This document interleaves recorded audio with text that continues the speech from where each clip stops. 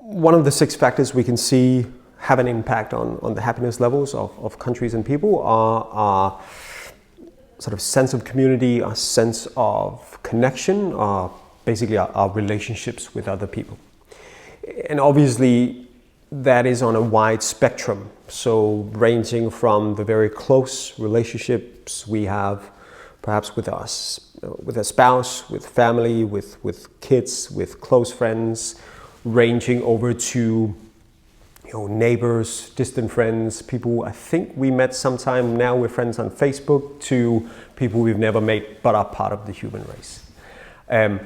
Obviously, what matters the most are the close relationships. And I think, it's interesting. It's one of the patterns that always comes up when we look at happiness data, whether we look at the international global data across countries or whether we look at very local data. So relationships matter. They are complex, they are messy, they bring us unhappiness and frustration and worry, but they matter when it comes to happiness. One local study we did just this direction out in Dragør, good luck pronouncing that, but it's a city close to Copenhagen.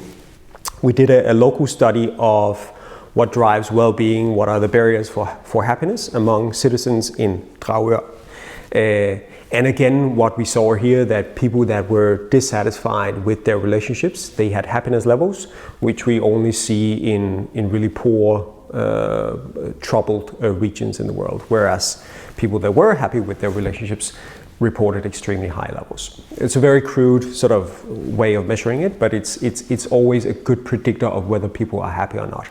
If I can't ask people directly, how happy are you? I will ask them, how happy are you with your relationships? Because that gives me a good indication of the answer. Now, I think when it comes to relationship, the golden rule here is to understand that essentially there are 3 different dimensions to our identity or self-understanding. There is who we feel we are, who we want to be, and how other people see us. And I think when it comes to relationships, the great relationships that have a positive impact on our happiness are relationships where people see us for who we really are, but also relationships with people who help us become who we want to be. I think when those 3 dimensions match, when we feel we are who we want to be and that people see us that way, I think that's where we achieve happiness.